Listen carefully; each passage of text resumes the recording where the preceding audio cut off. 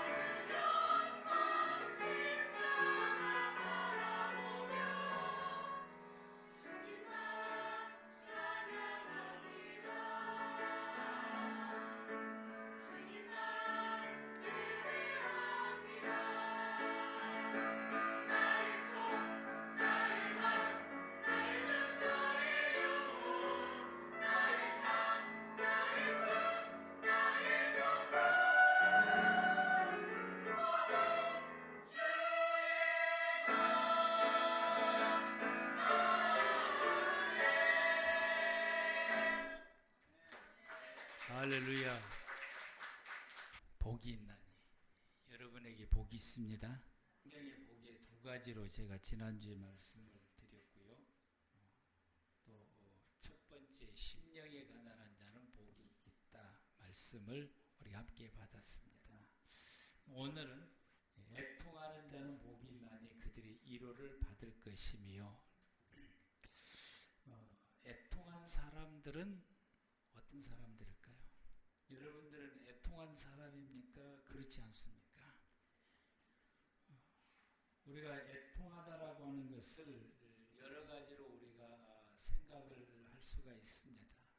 그 여러 가지 생각하는 그것이 성경에서 말하는 애통함과 가까운 것으로 생각할 수 있고, 아니면은 전혀 성경에서 말하는 애통함과는 전혀 이게 맞지 않는 그런 것을 가지고 우리가 애통하다라고 생각을 할 수가 있습니다.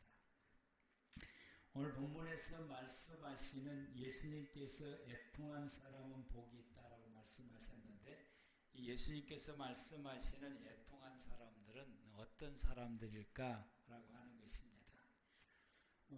이 본문 속에서 애통하다라고 하는 이 말에 해당되는 히브리어는 에벨이라고 하는 단어인데, 이 에벨이라고 하는 이 단어가 언제 쓰여지게 되느냐면은 가족을 잃고 슬픔에 쌓여서 통곡할 때에 쓰여지는 단어입니다.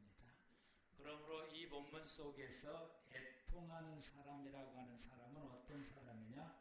사랑하는 가족을 잃고 슬픔에 빠져 있는 사람을 두고 하는 말씀입니다. 그런데 사랑하는 가족을 잃고 슬픔에 빠져 있는 사람 모두를 다 이야기하는 것은 또한 역시 아니라고 하는 것입니다. 성경 시대 때에 이 장례를 치를 때에 이 애통하는 기간이 4단계로 나누어져 있게 됩니다. 첫 번째 단계가 아니누시라고 히브리 말로 말하게 되는데, 이것은 사람이 죽는 날을 말해요. 죽는 날. 오늘 돌아가셨으면은 오늘을 두고 하는 이야기인데, 우리는 장례를 치를 때에 돌아가신 지 보편적으로 3일을 치르면 3일장이라고 말하고, 5일을 치르면 5일장이라고 말하고, 이 홀수 날짜로 정해서 장례를 치르게 됩니다. 그러게 되는데, 이 성경에 기록한 이 이스라엘 나라는 그렇게 되게 되면은 이 시신이 빠른 속도로 부패하기 때문에 그렇게 할 수가 없어서 돌아가신 당일날 장례를 치르게 됩니다. 그래서 돌아가신 당일날 땅에 묻거나 아니면 가족의 무덤에다가 안치를 하든지 둘 중에 하나를 하게 되는데, 이날 가장 슬픈 날입니다. 그런데 이날은 장례를 치르기 때문에, 또 가족끼리 장례를 치르기 때문에 그 누구에게도 너무 슬픔이 격해서 위로를 받을 수 없는 날입니다.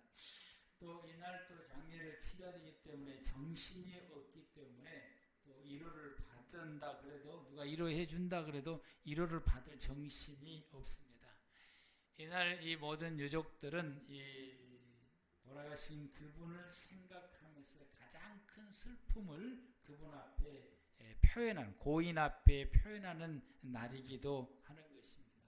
그래서 위로받을 수 없는 날이고, 위로할 수도 없는 날이고, 고인을 안치하는 이런 날이기 때문에 정신이 없는 이 날을 아니누시라고 말하게 되고, 그리고는 그 이튿날부터는 이제 7일 동안을 쉬바라고 그러게 되는데, 그래서 그 다음 날부터 7일 동안은 이제 이 날을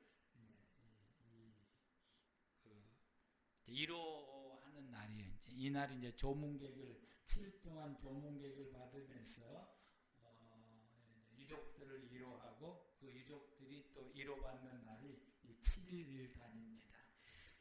그리고 이 기간이 지나고 나면은 돌아가신 날로부터서 30일까지를 이제 쉬리심이라고 하는데, 이때 이제 고인을 대하는 그 애통하는 기간인데, 한 달 동안 유족들이 애통하는데, 이 한 달 동안은 씻지도 않고 수염도 깎지도 않고 또 좋은 신발이나 좋은 옷을 입지도 않고 그 한 달을 이제 보내면서 애곡을 하게 되고요. 그리고 돌아가신 날로부터서 1년 동안을 이제 예하르제 이시라고 하게 되는데, 1년 동안 이제 애도하는 기간을 보내게 되고, 이 1년이 차면은 그 시신을 이제 수습을 해요. 2차 장례라고 말하는데, 이 뼈를 이제 수습을 합니다. 1년 지나면은 살이 다 녹아서 이제 없어지게 되고, 뼈만 남게 됩니다. 그러면 이제 그 뼈를 추스려서 그 개인 그 무덤에다가 집어 넣는 2차 장례를 이제 치르고 나고, 이로써 모든 애도의 기간이 지나가게 됩니다. 그러나 이때에 이런 장례를 치를 때에 그 위로하고 위로받는 그런 그 기간은 쉬바 7일 기간인 것입니다. 돌아가신 날로부터 7일 동안 이 기간인데, 사람이 죽으면은 그 집은 7일 동안 부정하게 됩니다. 이 성경에서 어떤 부정한 사건이 딱 터지게 되면은 그날로부터서 7일 동안은 부정하게 되고, 7일 지나고 8일째에 정결 예식을 치름으로 통해서 정결한 상태로 돌아가게 됩니다. 그래서 내 집에 사람이 죽게 되면은 이날로부터서 7일 동안 부정하게 되니까 이 부정한 집에서는 음식을 만들어 먹을 수가 없습니다. 그래서 상주들이, 이 유족들이 음식을 만들어 먹지를 못하게 되니까 7일 동안 굶을 수밖에 없게 되는 것이고, 그래서 그 7일 동안에 있는 그 기간 중에 배고픔을 참지를 못해서 음식을 만들어 먹게 되면은 이 모든 사람들이 부정하게 되는 것입니다. 이건 하나님 앞에 있어서는 안 되는 일이기 때문에 음식을 결단코 만들어 먹지를 못하게 됩니다. 그럼 어떻게 하느냐? 조문객들이 와서 이로하는 데에 음식을 만들어 가지고 와서 이로하면서 이 유족들의 음식을 먹이도록 해서 7일 동안은 음식을 공급을 하게 됩니다. 유지들, 또 부자들, 또 발이 또 이렇게 황성에 활동을 해서 발이 넓은 사람들, 또 어떤 그 권력의 힘을 가진 사람들은 조문객이 넘쳐나니까 음식이 넘쳐납니다. 이분들은 조문객들이 많으니까 이로도 참 많이 하게 되고요. 또 뭐 이런 뭐 웬만한 사람들이 이런 게 뭐 어떤 사회적으로 이게 높은 위치에 있는 사람들이 와서 위로를 해주게 되고, 그런 분들이 우리 집에 조문 오는 그 자체가 위로가 되는 것입니다. 그래서 이렇게 위로해 준 사람들도 많고, 그런 사람들이 많은 그 자체가 유족들에게는 큰 위로가 되는 것입니다. 그런데 가난한 사람들, 고아들이나 가부들, 또 가진 것이 없는 사람들, 힘없는 사람들, 우리가 소위 말하는 이 빈민계층의 서민의 사람들은 찾아오는 조문객이 없습니다. 이들은 참으로 어떻게 생각하면 이분들은 힘있고 부자들보다 이 가족을 잇는 슬픔이 더 배나 큽니다. 어떻게 보면 더 크고, 이분들에게 있어서는 어쩌면 위로자가 더 필요합니다. 그런데 반대로 위로자가 없습니다. 음식을 제공해 주는 사람이 없기 때문에 이 기간 중에, 이 7일간 이 기간 중에 굶게 됩니다. 만약에 가난한 사람의 가장이 죽었다. 그래 어머니가 이제 어린 아이들을 이제 데리고 있게 되면은 이 어린 아이들이 배고프다고 이제 징징대고 이제 울게 됩니다. 그러면은 이 어머니의 그 마음은 찢어지게 되는 거예요. 그렇다고 해서 음식을 만들어서 애기들 먹일 수도 없어요. 그렇게 되면 부정해지게 되니까 이 부정의 기간이 길면 길수록 음식을 만들어 먹을 수 있는 기간이 만들어 먹을 수 없는 기간이 더 늘어나게 되는 것입니다. 그래서 이분들은 온전히 슬픔을 표현할 수도 없고, 또 이 7일간의 애도의 기간을 지킬 수가 없어요. 이제 애들을 뭘 먹여야 되니까. 그래서 바로 나가서 이제 생활전선에 나가야 되고, 만약에 이 아버지가 노동해서 하루 벌어서 하루를 먹는다고 한다면은, 그분이 돌아가셨다고 한다면은 이게 노동의 품삯이 들어오지를 않으니까 먹을 것이 있어서 굶주린 것이 아니라 먹을 것이 없어서 이 애도의 기간 동안에 굶주려야 되는 이런 상황 가운데 있게 됩니다. 그러면은 어머니가 나가서 뭘 해야 되는 이런 상황 가운데 이르게 됩니다. 이런 사람을 두고 오늘 본문에서 애통한 사람이다라고. 이분들이 애통한 사람. 이로자가 많은 이 가족을 잃었음에도 불구하고 이로자가 많은 사람들을 두고 애통한 사람이라고 말하지 않고 가족을 잃는 그 슬픔과 괴로움 속에 있는데 그 누구도 찾아와서 위로해 주는 사람이 없는 이 사람들을 두고 예수님이 말씀하시기를 애통한 사람이다 라고 말씀하십니다. 이때 하나님께서 이들에게 말씀하시기를 뭐라고 이 하나님께서 이들을 향하여서 배려하시면서 말씀하시기를 그 누구도 찾아와서 위로해 주는 사람이 없으면은 성전으로 달려가라. 성전으로 달려가서 성전을 들어갈 때 반대로 들어가라. 반대로. 그래서 성전을 들어갈 때는 오른쪽으로 들어갔다가 오른쪽으로 나오게 됩니다. 근데 이분들은 왼쪽으로 들어갔다가 왼쪽으로 나오게 돼요. 그럼 어떻게 되는 거예요? 성전에 들어갔다 나온 사람과 마주치게 되는 거죠. 그래서 성전에 들어가는데 어떤 사람이 이 마주치게 이렇게 온다. 그러면 이분은 애통한 사람이다라고 하는 것을 이 성경의 사람들은 알게 되는 거예요. 그러면 그 자리에서 그 사람을 위로하고 격려하고 집이 어디냐고 묻게 되고 그리고는 이제 그 음식을 만들어서 그 집에 찾아가서 그리고 그 음식을 이제 주고 위로하고 하는 이런 그 일을 행하도록 하게 됩니다. 그래서 누구든지 성전을 들락거릴 때에 이게 반대쪽으로 오고 가는 사람이 있어서 이게 얼굴을 마주칠 때는 이분들을 위로하라고, 이들은 애통하는 사람이기 때문에 위로하라고 하는 것이 하나님의 말씀인 것입니다. 이 본문 속에서 이와 같이 이 애통하는 이 사람에 대해서 주님 말씀하시기를 이러한 애통하는 사람들은 복이 있나니 그들이 위로를 받을 것이다 라고 말씀하십니다. 즉 애통한 사람은 하나님이 함께 하시니 그들이 위로를 받을 것이다 라고 말씀하십니다. 하나님은 이런 분들을 위로하시는 하나님이십니다. 아멘. 이렇게 외통하는 위로자가 많은 사람들 하나님이 위로하신 것이 아니라 위로를 받아야 되는데 위로해 주는 사람이 없는 사람들 가운데 하나님은 함께 하셔서 그들을 위로하시게 됩니다. 이사야서 51장 12절에 이르시되 너희를 위로하는 자는 나 곧 나다. 그래서 너희를 위로하는 사람은 누구냐? 나다. 여호와의 하나님이시다 라고 말씀하시고 66장 13절에서는 어머니가 자식을 위로함같이 내가 너희를 위로할 것이다 라고 말씀합니다. 어머니께서 자녀들을 위로하듯이 하나님이 우리를 이렇게 위로하신다 라고 말씀을 하시게 됩니다.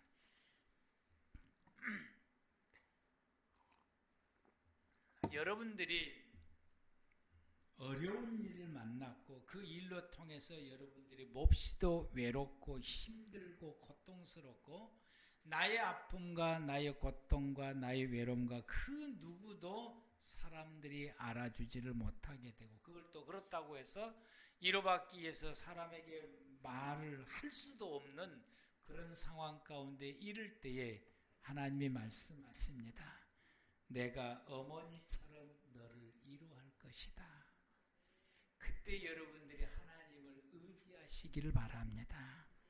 하나님은 나의 하나님이시고 하나님께서 말씀하시기를 너를 위로하는 자는 나 여호와다 말씀하시고 어머니가 자식을 위로한 것처럼 내가 너희를 위로할 것이다 라고 말씀하신 것처럼 하나님 나를 위로해 주옵소서.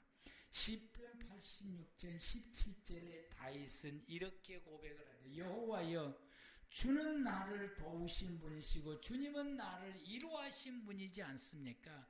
그래서 이런 상황 가운데 다윗이 하나님 앞에 나와서 하나님이 나를 위로해 달라고 하나님 앞에 기도하고 간구하는 것처럼 여러분을 위로하시는 분은 하나님이시므로 그분 앞에 무릎을 꿇고 하나님이 위로해 주시기를 간구하시기를 바랍니다.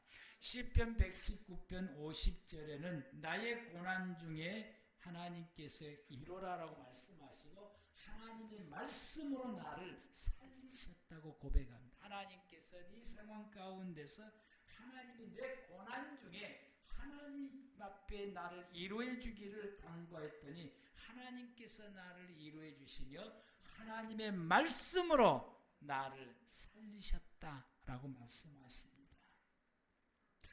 이사야서 49장 13절에서는 하늘이여 노래하라, 땅이여 기뻐하라, 산들이여 즐거이 노래하라. 여호와께서 그의 백성을 위로하셨은즉 그의 고난당한 자를 긍휼히 여기실 것이다 라고 말씀합니다. 하나님의 위로는 이사야서 53장 3절에 이렇게 말씀합니다. 하나님의 위로는 이렇습니다. 나 여호와가 시온의 모든 황폐한 곳을 위로하며, 그래서 그 사막을 에덴같이 하게 하시고 그 광야를 여호와의 동산같이 하여서 그 가운데 있는 사람이 기뻐함과 즐거움과 감사함이 창화하는 소리가 나도록 하나님께서 이렇게 하시겠다라고 말씀합니다. 하나님의 위로는 내가 고난 중에 있을 때 위로받지를 못해서 하나님을 의지해서 아버지의 위로를 간구할 때에 그 고난의 문제를 해결해 주신 것이 하나님의 위로입니다. 나의 모든 삶 가운데 사막 같은 삶이 이루어질 때 하나님의 위로는 에덴 같게 만드시겠다고 말씀하시고 광야를 에덴 여호와의 동산, 에덴 동산 같이 만들어 주시겠다라고 말씀하십니다. 하나님의 위로는 내 모든 삶의 어떤 문제들을 하나님 앞에 가지고 나아가서 하나님 앞에 엎드려 기도하며 그분의 위로를 기대하고 간구할 때에 아버지께서 나에게 말로만 위로한다, 괜찮아, 염려하지 마, 이렇게 말씀하신 것이 아니라 그 문제를 하나님께서 해결해 주심으로 우리를 위로해 주신 것이고, 해결되어져야 위로가 되는 것입니다. 먹을 것이 없어서 굶주리고 있고 그렇다고 해서 상중이나 음식을 만들어 먹을 수 없어 굶주린 배를 훔겨지고 있는 이 집에 음식을 하나님께서 공급해 주심으로 흡족하게 먹게 해 주실 때에 그게 위로가 되는 것처럼 아버지께서 우리에게 그렇게 하시겠다라고 말씀을 하시게 됩니다. 그러므로 여러분들이 애통하다라고 느끼실 때 내가 애통한 자가 누구냐? 바로 나구나. 하나님의 위로가 필요한 자가 바로 나구나 라고 할 때에 여러분이 하나님 앞에 나와서 엎드려 기도하고 간구할 때에 하나님께서 위로자를 보내주시거나 또 위로해 주시는 이적과 기적의 역사가 일어나게 됩니다. 하나님께서는 이 부유한 사람 집에는 위로자가 많기 때문에 하나님이 함께하지 않으셔도 위로자가 많은 거예요. 하나님께서 함께 하시는 이적을 보여주지 않고 기적을 보여주지 않으신 거예요. 하나님께서는 이 부유한 집에 위로자가 많은 데는 하나님께서 사람을 보내지 않으십니다. 그러나 위로할 수 없는 집에 하나님께서 그 누군가를 보내서 그를 위로하게 하시는 것이 여러분 그게 하나님의 역사가 이루어지는 이적이다라고 하는 사실입니다.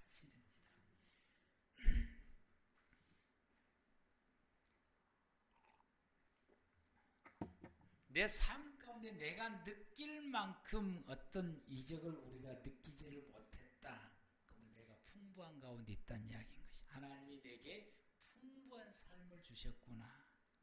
내게 많은 것을 공급해 주셨구나. 그래서 여러분 여기에서 우리가 감사를 할 줄 알아야 됩니다. 아멘? 감사할 줄 알아야 돼요. 왜 나한테는 기적을 안 보여주신대? 이게 아니라 하나님이 나에게 기적 기억이 필요 없을 만큼 내게 풍성함을 주셨구나. 아멘. 풍성함을 주셨구나. 내가 기적을 바라는 만큼 하나님 앞에 엎드려서 간구하고 기도하지 않았구나라는 것도 역시 우리가 동시에 또 깨달아야 되는 것입니다. 이 아무도 찾아오지 않는 이 사람들은 오직 누구만 바라볼까요? 하나님만 바라보게 되죠. 그 누구도 안 오네요. 우리 모두가 다 굶주린데 그 누구도 음식을 우리에게 가져다 주면서 이루할 자가 아무도 없네요. 하나님께서 내게 위로할 수 있는 사람을 보내주시고 위로자를 보내주옵소서라고 이분들은 오직 주님만 바라보고 간구하고 기도할 수밖에 없는 것입니다. 아멘.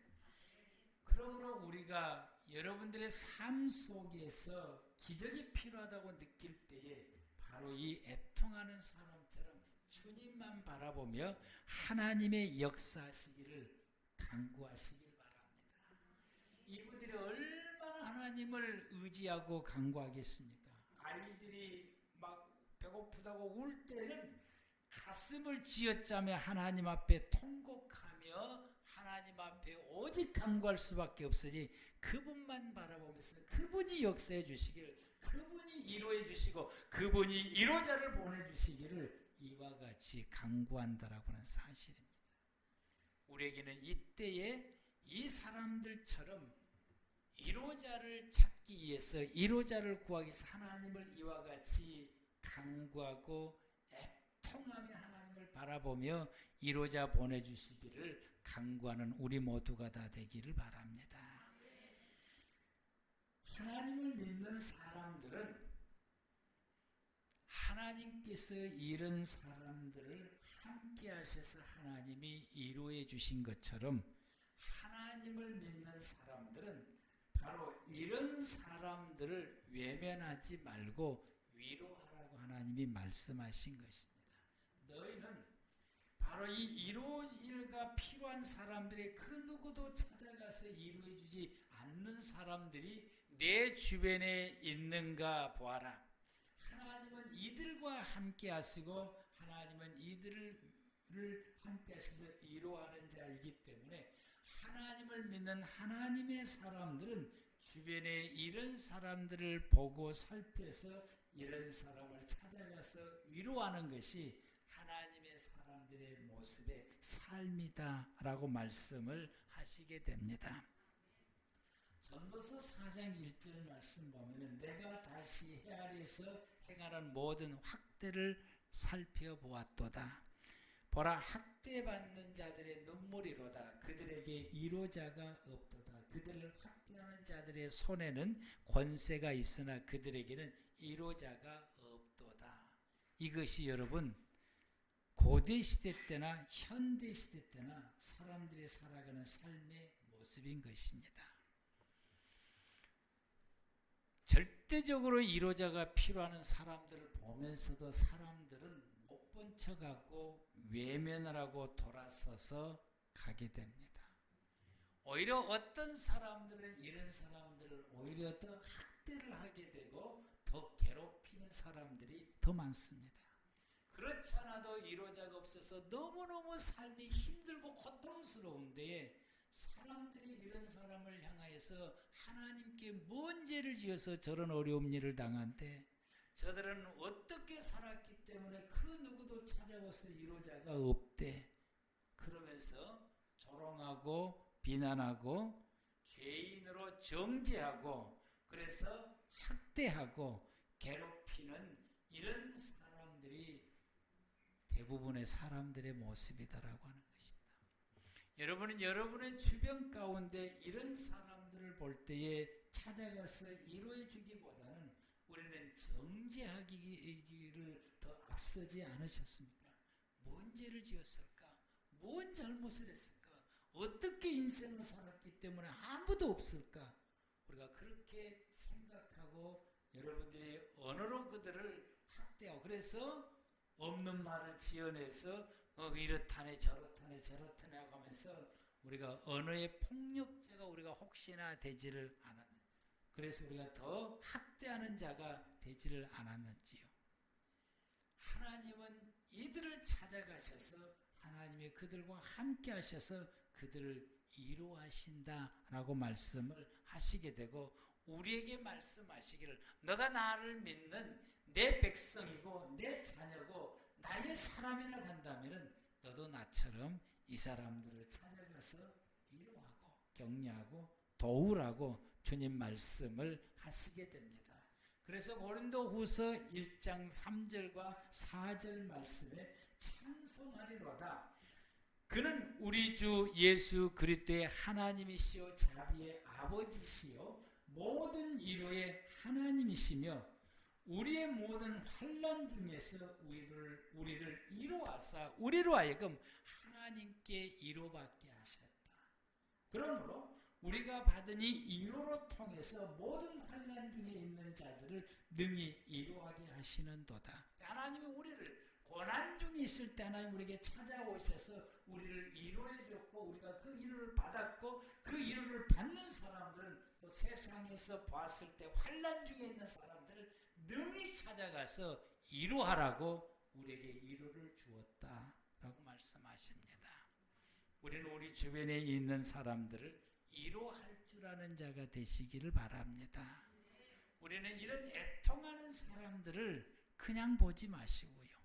그들을 바라보면서 정죄하는 눈으로 보지 마시고요. 그들을 바라볼 때 하나님이 이들과 함께 하시겠구나. 내가 하나님의 사람이니 나도 하나님처럼 이들과 함께하고 이들을 이루어야 되겠구나. 이 생각과 이 마음을 가지셔야 됩니다. 우리는 생각을 바꾸셔야 된다. 아멘. 우리는 생각을 바꾸셔야 되는 것이요. 이런 사람들을 정죄하고 이런 사람들을 확대하고 이런 사람들이 왜 그들이 뭘 잘못했을까? 그를 본 것이 아니라 이 사람들에게 하나님이 함께 하시는구나. 하나님이 나에게 이 사람을 보여주는 거, 이 사람을 알게 하신 건 하나님이 나에게 이들을 위로하라고 나에게 이렇게 말씀하시고 나를 그들에게 위로자로 세우셨구나 라고 하는 것을 깨달을 수 있는 우리 모두가 다 되시기를 바랍니다. 그래서 데살로니가 4장 18절에 그러므로 이러한 말로 서로 위로하라. 서로 위로하라고 말씀을 하십니다. 고린도서 7장 6절 말씀에 낙심하는 자를 위로하시는 하나님이 디도가 내게 오므로 우리가 위로를 받아. 디도가 오므로 통해서 우리가 위로를 받았다라고 말합니다.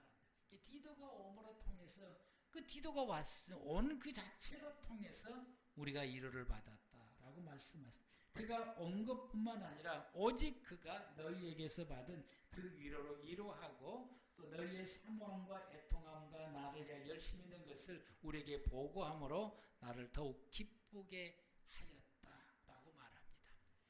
고린도 교회에 있는 모든 소식들을 디도가 가지고 와서 그 소식들을 전함으로 통해서 바울과 그 일행들이 위로함을 받았고 디도가 온 그 자체가 우리에게 위로다라고 말씀하십니다.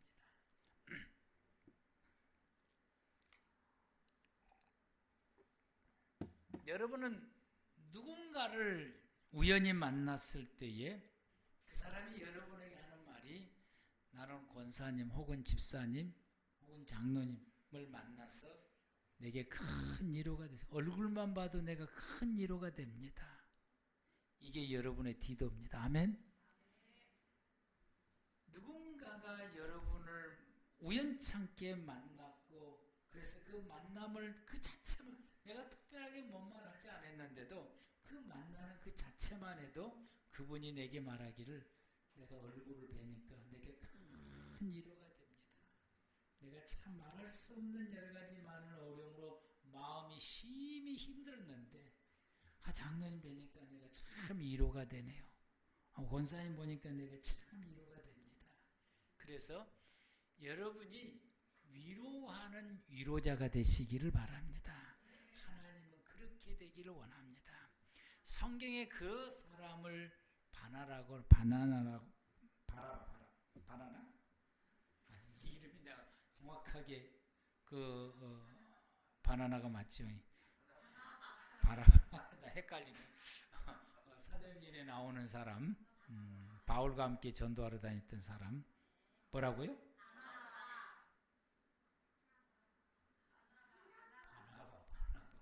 할렐루야. 아무튼 그 말의 뜻이 이로자라는 뜻이에요. 원래 그 이름은 그분 이름이 아니에요. 성도들이 그분이 얼마나 이로를 했든지 그분을 두고 이로자라고 하는 이름을 붙여주게 된 것입니다. 이분은 하나님께서 물질의 소유를 많이 주었어요. 자기가 예수 믿고 난 다음에 그 물질을 가지고 어려움 중에 있는 사람에게 준 거예요. 이제 어려움 중에 있는 사람에게 공급해주고, 그것이 그들에게 위로자가 되는 것입니다. 위로자가 되시기를 축복합니다. 그래서 정말 힘든 사람이 있으면은 찾아가서 오라 그래가지고 밥 사주고 격려하고 위로. 아무 말 때면 밥만 사줘도 그분에게 큰 위로가 됩니다. 이렇게 위로할 수 있는 우리 모두가 다 되기를 축복합니다. 그러므로 여러분들이 이 애통하는 사람, 내 주변에 애통하는 사람을 그냥 보지 마시길 바랍니다. 욥기서 42장 1절 말씀을 보면은 이에 그의 모든 형제와 자매와 이전에 알던 이들이 다 와서 그의 집에서 그와 함께 음식을 먹고 여호와께서 그에게 내리신 모든 재앙에 관하여 그를 위하여 슬퍼하며 위로하고 각각 캐시타 하나씩과 금고리 하나씩을 주었더라. 욥의 세 친구들은 찾아와서 보고는 너무 기가 막힙니다. 욥의 이 실상을 보고 그래서 자기의 겉옷을 찢고 그리고는 이제 그를 위로하면서 그에게 하는 말이 야 네가 하나님 앞에 뭔 잘못을 했건데 네가 이런 일이 상했냐? 네 좀 뒤돌아보고 회개하라 하고 책망의 말을 이게 하게 됩니다. 근데 이 욥의 세 친구가 위로하며 이렇게 막 위로함 그들을 위로하고 슬픔을 같이 슬픔에 견디지를 못해서 옷을 찢기도 하고 위로하고 그런데 그 다음에 말이 뭔 잘못을 하나님 앞에 했느냐? 네 자신을 뒤돌아보아라. 그래서 네가 하나님 앞에 바로 서라. 그럼 하나님이 회복해 주실 것이다. 이것이 욥에게 있어서는 전혀 위로가 안 되고 욥이 뭐라고 말하냐면은 오히려 나를 슬프게 만들고 나를 더 괴롭게 만든다라고 말을 하게 됩니다. 그런데 42장 1절 말씀을 보니까 여기에 찾아온 사람들은 달라요. 여기 찾아온 사람들은 여기에 많은 사람들이 찾아와 가지고 욥을 알고 있는 모든 사람들이 찾아와서 그와 함께 음식을 먹고 음식을 만들어 와서 그를 얼마나 힘드냐 음식 먹고 기운 내라 같이 음식을 먹었어. 만들어서 음식 만들어 와 이게 아니라 음식을 만들어 와서 먹어라 그리고 기운 내라 그리고 같이 음식을 먹고 그리고 하나님께서 이 재앙을 내리셨던 그 모든 재앙에 대해서 이야기를 듣고 슬퍼하고 얼마나 고생했냐 얼마나 힘들었느냐 참 내가 보니까 너무너무 힘들었겠다 너무너무 고통스러웠겠다 라고 말하면서 캐시타 이 금조각입니다. 금조각이 한 조각을 주는 거예요. 금조각이 하나를 주고 금고리도 하나씩 전부 다 이게 이때 당시에는 이 최고의 돈이 금화예요. 금으로 된 돈. 이제 그 금으로 된 돈과 또 금부치, 금으로 된 돈뿐만 아니라 자기가 가지고 있는 금부치를 또 하나씩 주는 겁니다. 덤으로 주게 되고 이것이 모아져서 욥이 재기할 수 있는 힘을 얻게 되는 거죠. 그래서 그걸 주는 거죠. 그래서 욥이 재기할 수 있도록 이렇게 힘을 받죠. 이것이 이러한 사람의 모습이고 이렇게 하는 것이 이로자가 이렇게 하는 것입니다. 아멘. 애통하는 자는 복이 있나니 그들을 이로함을 받을 것이요 라고 하는 이 말씀은 슬픔에 있는 사람들을 하나님께서 위로해 주신다고 하는 주님의 음성임과 동시에 주님이 위로해 주신다고 하는 말, 그러므로 슬픔에 있는 우리 이 자리에 슬픔에 있고 위로가 필요한 성도들은 하나님 앞에 엎드리시길 바랍니다.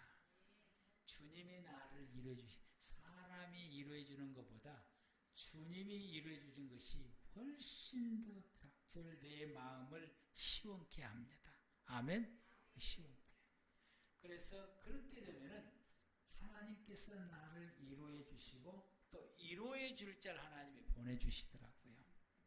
딱 보내주셔서 또 그 사람을 통해서 우리가 힘을 얻고 위로를 받고 또 힘을 얻고 일어서게 됩니다. 그런데 우리 주님께서 또한 역시 이 말씀을 하시는 것은 이렇게 슬퍼하고 애통하는 사람들, 우리 주변에 있는 사람들을 외면하지 마시고 그들에게 위로를 베풀어라고 하는 주님이 내게 주신 음성입니다. 너도 나처럼 내 주변에 이런 사람들을 보고 위로해 줘라. 그래서 우리가 우리 주변에 이런 사람들을 볼 때에 정죄하기 이전에 그의 고통을 함께 나누고 욥에 이 찾아왔던 이 사람들처럼 그의 고통을 함께 느끼고 그리고 얼마나 힘들었느냐, 얼마나 고통스럽느냐 말도 못하겠다. 내가 들어봐도 참으로 고통스러웠겠다. 이 말이 그들에게 참 위로가 됩니다. 멀리까지 갖고 그래 아무것도 아니고 막 이러면 그들에게 전혀 위로가 안 됩니다. 참 힘들었겠다. 그래서 최선을 다해서 위로하고 그리고 그가 일어설 수 있도록 또 뭔가를 내가 제스처를 칠 수 있고 내가 할 수 있는 것을 하게 됨으로 통해서 그를 위로할 수 있는 자가 되시길 바랍니다. 여러분 이번 주간에 여러분들이 살아가는 여러분의 생활의 공간 속에서 그리고 여러분이 만나는 모든 사람들 가운데서 여러분의 주변을 살펴서 슬픔에 젖어 있는 사람이 있는가를 보시고 그리고 그들을 예수님이 함께 하신다고 하는 것을 기억하시고 그들을 위로할 줄 알고 위로하는 우리 모두가 다 되시기를 축복합니다.